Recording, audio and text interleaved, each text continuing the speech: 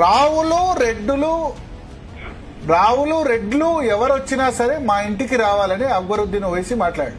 రెడ్డిలైనా రావులైనా కాపులైనా ఎవరైనా మా ఇంటికే రావాలా, జూబ్లీహిల్స్ ఎన్నిక మేము లేకపోతే కాంగ్రెస్ ఎందుకు గెలుస్తుంది, మేము లేదే జూబ్లీహిల్స్ గెలిచారా, రెడ్డి అయినా రావైనా కాపైనా అంటే వెలమైనా రెడ్డి అయినా ఎవరైనా మా ఇంటి కింద ఉండాలి, మా కాళ్ళ కింద ఉండాలని మాట్లాడాడు. సిగ్గుండాలి, ఎవరికి సిగ్గుండాలి? కాంగ్రెస్ బీఆర్ఎస్ నేతలకి.